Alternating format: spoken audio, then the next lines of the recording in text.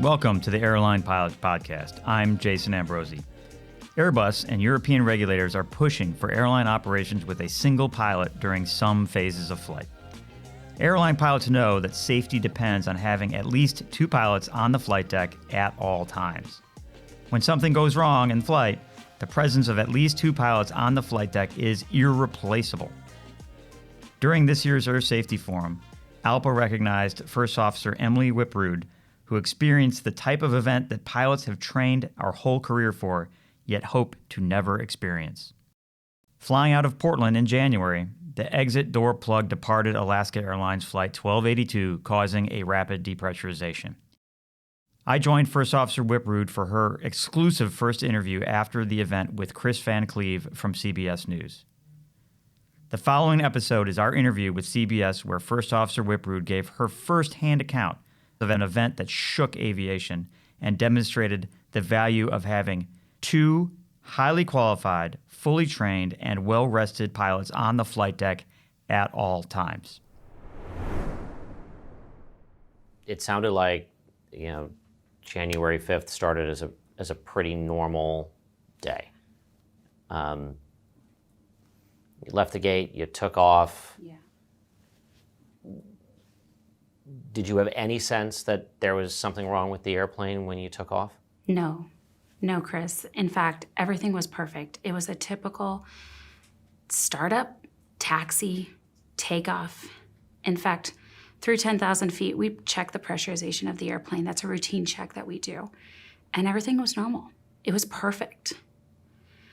And then checking on with Seattle Center, we got a clearance to flight level 230. And that's when it happened. I first noticed my ears, they popped. That doesn't give justice what it felt like. And I knew immediately that we just depressurized. What did it feel like? Did you hear a noise, or was it just the sensation in your ears? The first indication was it was an explosion in my ears. And then a whoosh of air. My body was forced forward. And there was a loud bang as well. We noticed that the flight deck door opened, and I thought immediately, memory items. Oxygen mask on, established communications. I was already leaning forward, and so I took my oxygen and I put it on. And I noticed out of my peripheral view that my captain was doing the same thing. I also noticed that the flight deck door was open. I saw tubes hanging from the cabin. Oxygen masks? Yeah. I saw that they had deployed, and I saw a hand on the lower portion of the flight deck door. Did you know at this point there was a hole in the airplane? No. I didn't know that there was a hole in the airplane until we landed. I knew something was catastrophically wrong. And I knew exactly that we just depressurized, but I had no idea that there was a hole in the airplane. What is going through your mind at that point? At that point, all you can do is react. And as airline pilots, we're trained professionals to react. Although we never wished for something like this to happen, what went through my mind is our training. It kicked in. Memory items, immediate action items, checklists. That's what went through my mind. Did you have time in that? This has happened, it's an emergency situation. At any point, did you have time to even start to think about what's going on back there? No. There wasn't a spare second that we had between running the QRH, my captain, commanding the aircraft with grace and control, and us working together as a team to put the airplane down on the ground safely. There wasn't a spare second. So you hear your ears pop, you hear a bang, door flies open, you're pushed forward, right? And then it ripped your headset off. Yeah, I think it went forward. I honestly don't know where my headset went. Without your headset, what What are you hearing? Yeah, it was so loud. It was so incredibly loud. And I remember putting the oxygen mask on and trying to transmit to ATC and wondering, why can't I hear anything? And then I turned the speaker for our intercom all the way up, and I could hear ATC. And at that point, I declared an emergency, and I said, we're descending to 10,000 feet. We're unpressurized. Could you hear the captain in the cockpit? Throughout the entire event, I maybe was able to make out 5 words. When it happened, as we got our oxygen mask on, and I saw him getting his oxygen mask on as well, he immediately called for RC. It was the appropriate checklist. And I reached my hand on the dash and I said, gone. It's gone. And he put his hand on the dash of the aircraft as well. And it didn't take more than a half a second for him to realize it was gone, reach down for the quick reference handbook, put it on the dash, me to grab it, and continue and to open it up and start the checklist. At some point, the first thing on the air traffic control audio that I remember hearing is one of you saying, we've got to get down. Yeah. Or something to that effect. Yeah. You're right. Were you guys able to hear each other say that, or was that just sort of instinctive that you needed to get below a certain altitude? You're right. I did. As I was getting my oxygen mask on, I said, get down. And I was also trying to transmit on ATC to declare an emergency, and it was instinctually, we needed to descend down to 10,000 feet. Why did you need to get below 10,000 feet? That's our standard procedure. I mean, it's 10,000 feet is a safe altitude. And at this point, you don't know what's going on in the cabin, other than a plane that should be pressurized is no longer pressurized, right? Which means passengers may not have enough air to keep breathing for a long time. Yes. Right. That's the urgency to get down. Yeah. Now you're flying with the oxygen mask, so we can hear you on the air traffic control, breathing through through the mask. I was reading in your NTSB interview, and the captain said this too, that your masks had started to fog up. Mm-hmm. Like it's sort of like nothing is being done the easy way at this point. Like you're coming into land and your mask is fogging. Yeah. Just walk me through was it at 10,000 feet where you're able to like take a breath of like, okay, we've got this under control, right? Or do you not think about that till you're on the ground? Walk me through, you descend down. Yeah. You could sort of hear on the air traffic control audio that at below 10,000, it sounded like you could hear them, whereas before you were just sort of declaring emergency again and again. Was there a point where you're like, okay, we've got this under control, we just need to get there? Yeah. Well, there was at no point that the aircraft was in a stable state. And I had, under no question, my captain had control of the aircraft at all times. And he did a wonderful job commanding the aircraft. The plane didn't fly differently, even with that panel missing? No, it did not. He was able to maintain control of the airplane perfectly. And so and walk me through, as you guys, you come back to Portland. It's an airport you guys have flown in and out of a lot. You're lining up. Yeah. Your masks are starting to fog up. Does that make it harder to land? Absolutely. Anything that obscures our vision makes it harder to land. And so what are you guys seeing as you're bringing this airplane in? So about 6,000 or 7,000 feet, I remember looking up and seeing the runway in front of us. And I remember getting questioned by air traffic control. We're high. Do we want delay vectors? Or can you make it? And I looked at the airplane and I said, we're in a stable, I thought in my mind, we're in a stable state. My captain asked for me to start configuring the airplane.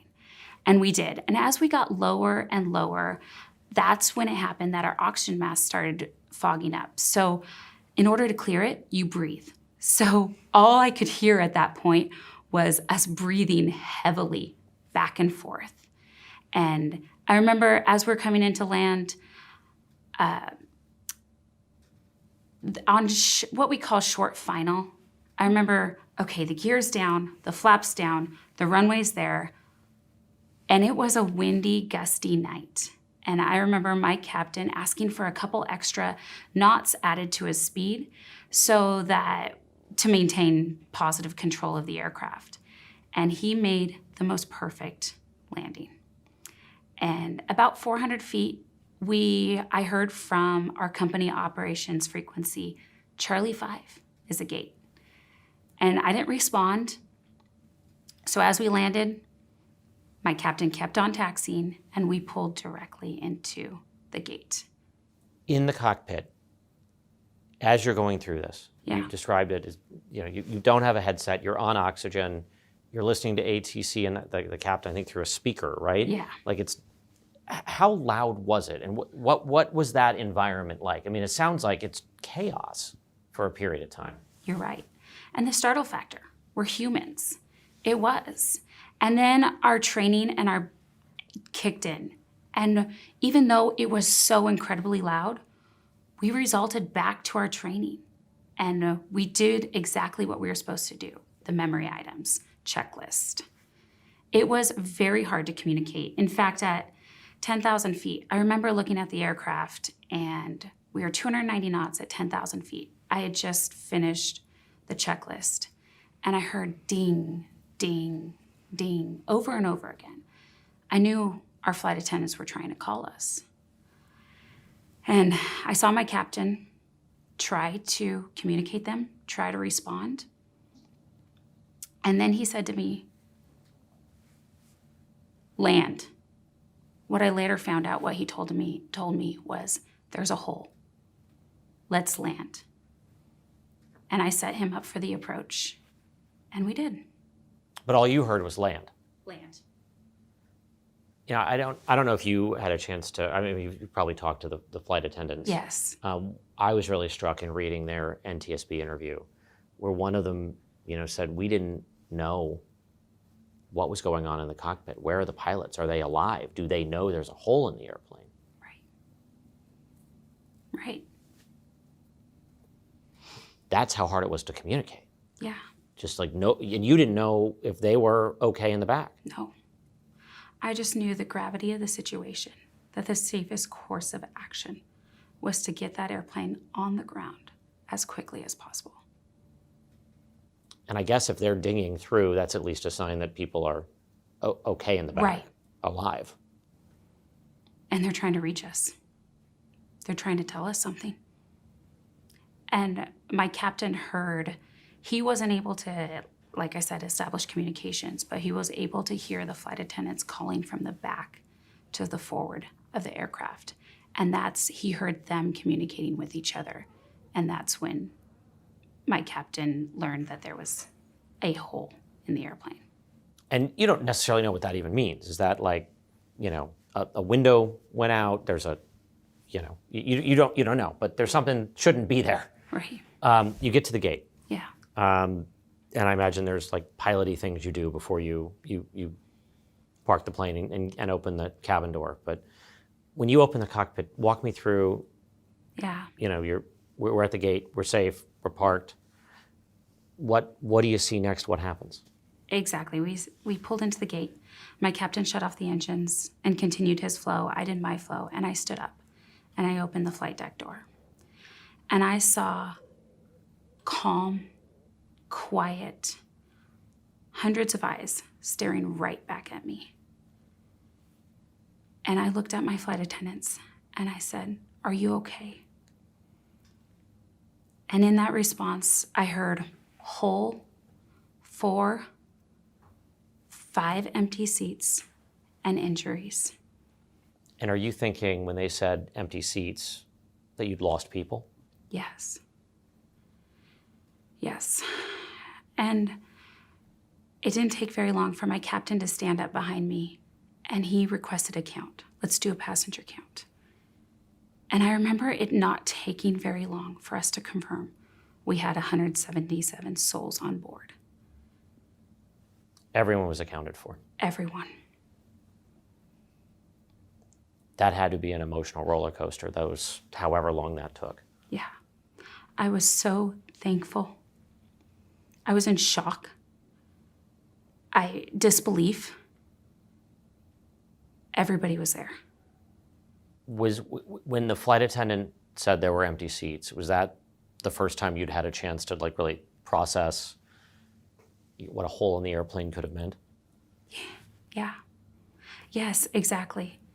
Throughout the event, I didn't have 1 second. We didn't have one spare second to think. We just reacted and did the safest course of actions. And there was not time for us to assume what was wrong, to try to fix the problem. Just land. You kind of go into autopilot mode Yeah. of get the plane safely on the ground. Exactly. And then you go back to a person who has Yeah. to process what they just went through. Yeah. I read that when you came out of the cockpit, you noticed that there was a woman on the ground, on the floor of the plane, couldn't find her son initially. Yeah. That was the comment of the floor. A woman was on the floor. What I later learned to find out was that was the assumed to be mother of the boy who lost his shirt. She looked back, and her son was gone. As a mother myself, I can't even imagine that feeling. She was looking for her son. And he'd been seated really close to that missing panel. He was the row in front, and my understanding is that he was the A seat, so right next to the panel. And there was also a number of unaccompanied minors, right? And there was a little boy in the back that was Yeah. just sort of sitting there waiting as people were getting off the plane. Yeah, yes. As people were getting off the airplane, that was the first time that it actually registered to me that there was a hole. I had no idea still what was the size of the hole, whereabouts was it. I knew row 26, but I had no idea what to expect. So as people were getting off the airplane, I said thank you to every single passenger getting off the airplane and gave hugs to people that as they wanted them. And as there was room, I started walking to the back of the airplane. And I saw my 2 aft flight attendants standing there. And I said, "Are you okay?" And I gave each of them a hug. And they directed to me to, "He did so good. He did so good." And my eyes went across the hole and down to this little boy. And I bent down and I took his hand and I said, "I'm so proud of you. You did so good." And then I looked up at the flight attendants and I said, "Can I take him to the front where the rest of the unaccompanied minors were?" And they said yes. And I grabbed his hand and I walked him to the front of the aircraft. You're a mom. Yeah. I imagine mom kicked in at that point. Yeah. I was so proud of him. I was so thankful. When you saw the hole in the airplane for Yeah. the first time, Yeah. what went through your mind? Disbelief. I couldn't believe it. Couldn't believe it. I mean, I was in such different levels of shock, and the adrenaline was still kicking in that you just do what you're trained to do. And it took days for me to understand and go back. There was a hole in our airplane. Did it make you reticent to get back into the cockpit again? Yeah. There was moments after the matter, I didn't know if I'd ever be able to get back in the flight deck. Aviation is something that I love. I was born and raised on an airport. My family's in aviation. My dad's been a mechanic his entire life. Aviation is all I know. It's the foundation of who I am. And so when this happened, I didn't know if I could ever love it again. Have you flown since? I have. How do you feel about it? And how was that first flight back?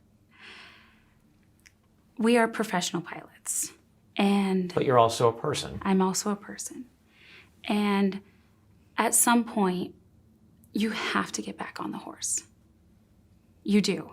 And I was more nervous for that first flight than I have been for any check ride or test that I've had in all my aviation career. I was. But as a pilot, I knew that we would work, whatever might come up. I knew that I had my crew there to support me. I knew my captain would be there to support me. And I knew that I had the foundational skills to get back in an airplane. Do you still love it? I do. I'm working on it. And I do. And you still have a little bit of an edge when you get in the cockpit these days? Yeah. Yeah. But thankfully, I've had some time to process it. Right. And I am so thankful for the support that I've had from Alaska Airlines, from ALPA, the Critical Incidents Response Program, that has supported me through this. I would be remiss in asking, because I think the question that so many passengers have, do you feel safe in a 737 after this? As pilots, we're trained in the aircraft we fly. And passengers entrust us with their lives, and we take that responsibility very seriously.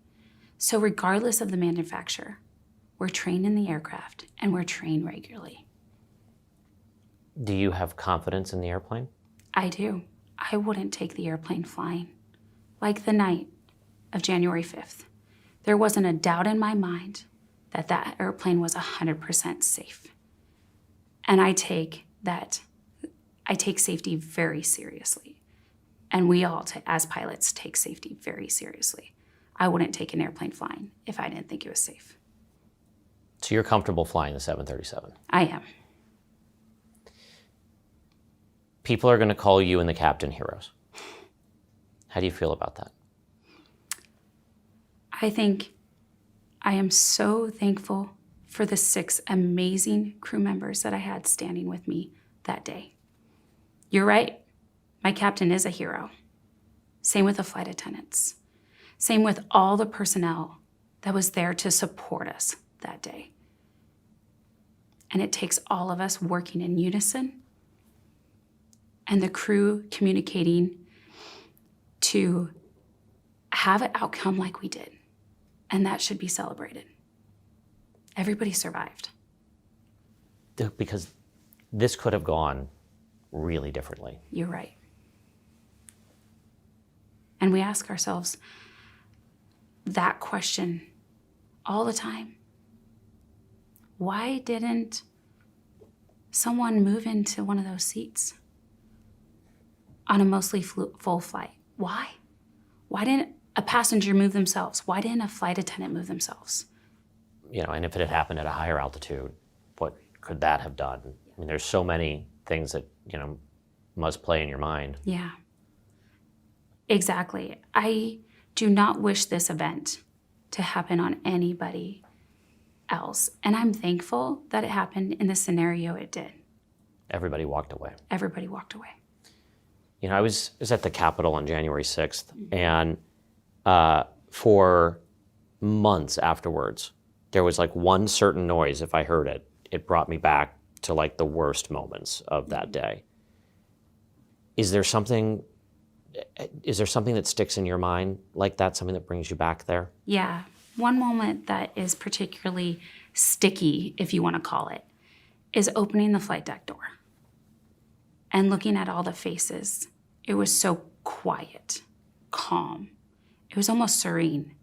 And all those eyes staring back at me. And I had no idea if everybody was on board, if there was a hole, where was it? I had no idea. And for me, being a pilot, taking responsibility for everybody's lives on board, that is one thing that I'm working on.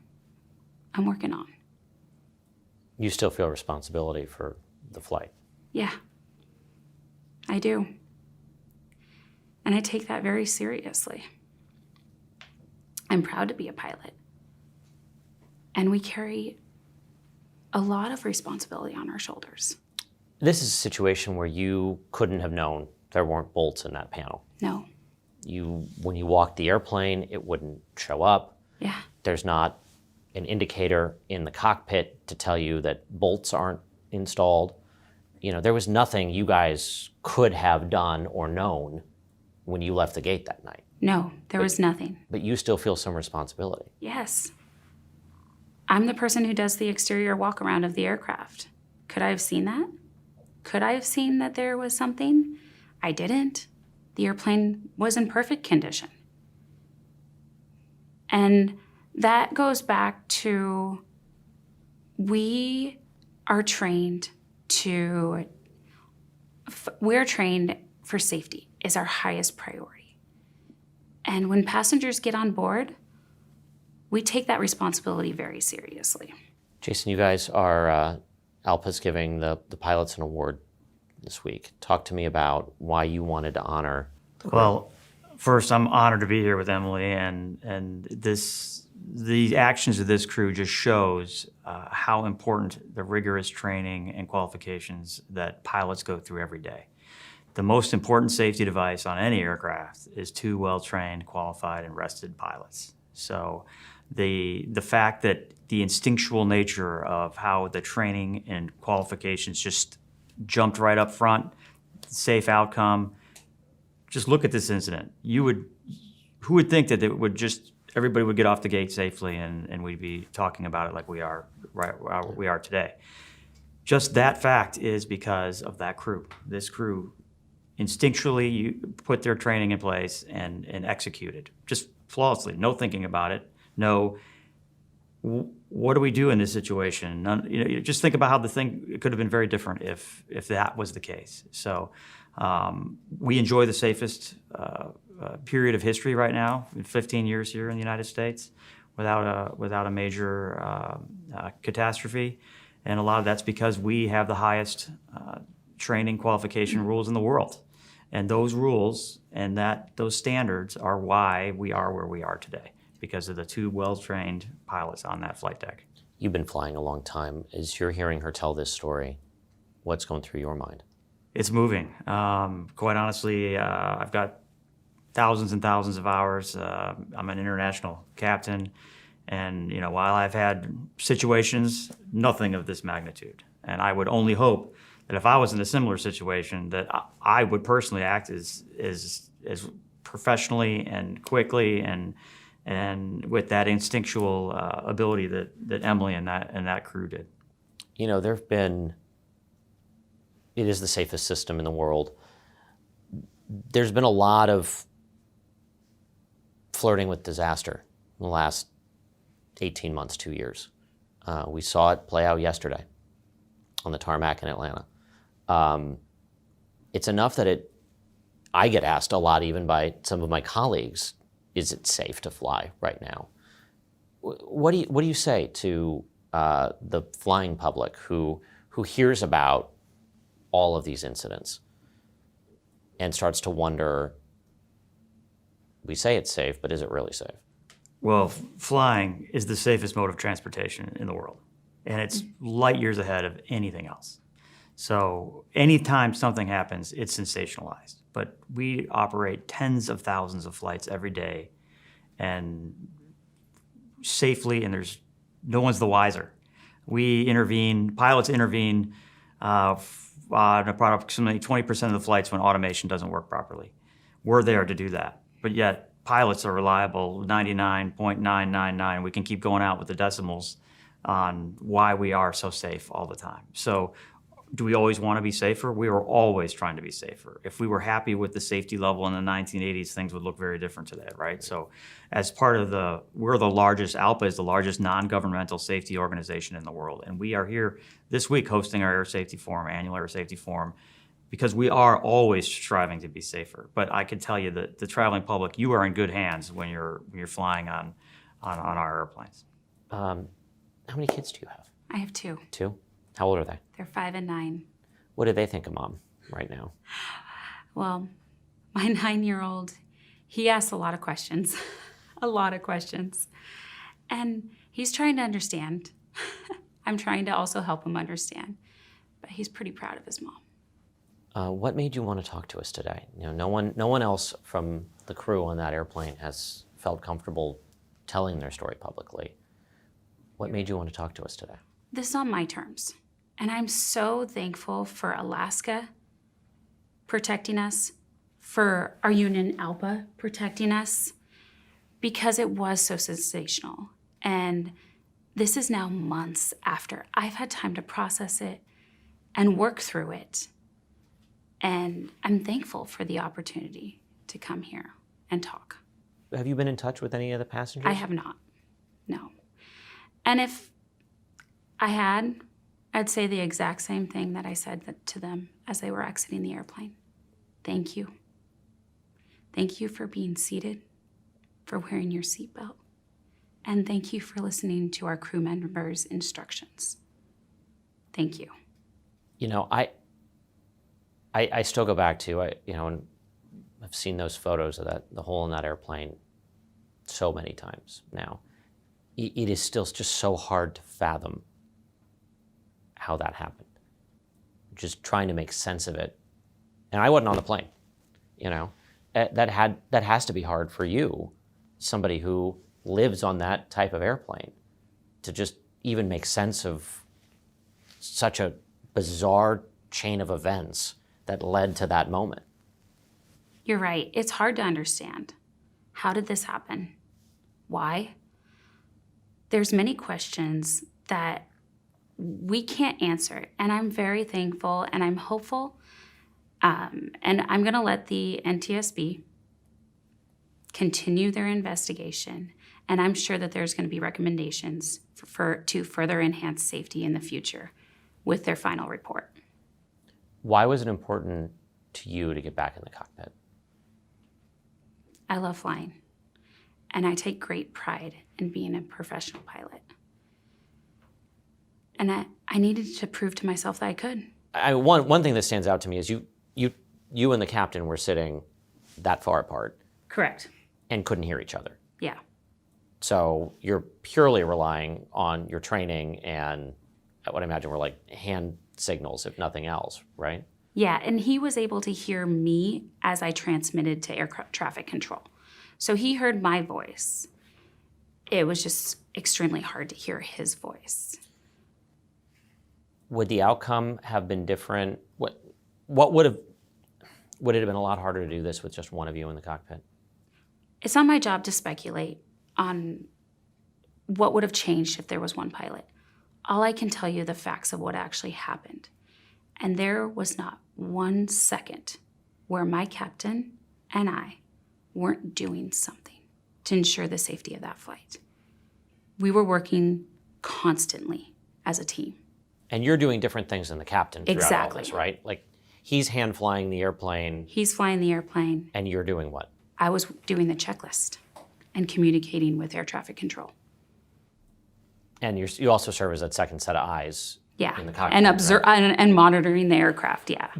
You talked about the noise. I want to go back to that. Yeah. Like, what did it sound like? Was it like constant alarms? Was it like you're driving down the freeway with the windows rolled down times 100?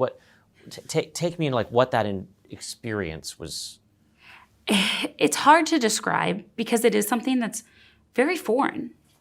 It's hard to put words to it, but it was so loud. So loud. But it also is something that we overcame. We were still able to do our job.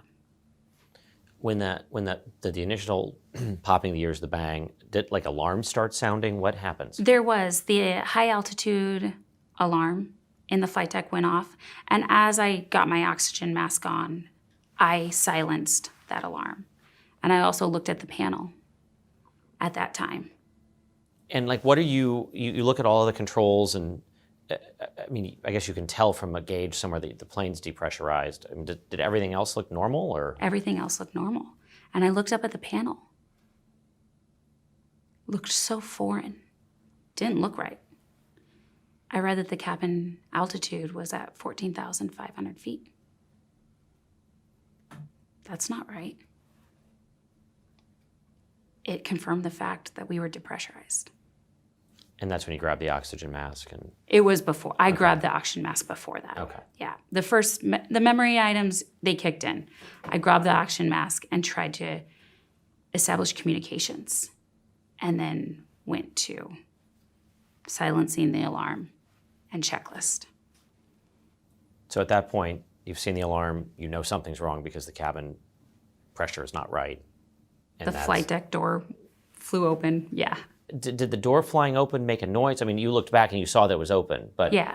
Was that part of the noise in there, or was it just like, oh, and that happened? When the door flew open, it was forced open with great pressure. And it was forced open so hard that it actually bent the lavatory door frame. And that's the bang that we heard, was it hitting that. So not the door panel coming off, it was the slam of the door, the cockpit door. Did you have a chance to kind of debrief with them? I mean, I realize everybody was in shock in that moment. But. Absolutely. We've debriefed with the cabin crew, and I've spent time checking in on them, making sure they're okay. They said everybody put their oxygen mask on. Their biggest concern was the unaccompanied minors that were scattered throughout the cabin, and providing care and safety for them. And they did a phenomenal job of caring for our passengers. Yeah, I mean, their account is terrifying when you read it. Yeah. Are they, I mean, has everybody else gone back to work, or folks? My captain and I have returned back to work. Okay. I would just say that it's hard to believe that there are some aircraft manufacturers out there that are trying to, for economics and profit motive, take pilots out of the flight deck. There's current on the books and rulemaking in Europe to have single pilot crews. So one pilot would be in the cockpit. So I fly over the North Atlantic. I got thousands of hours over the North Atlantic.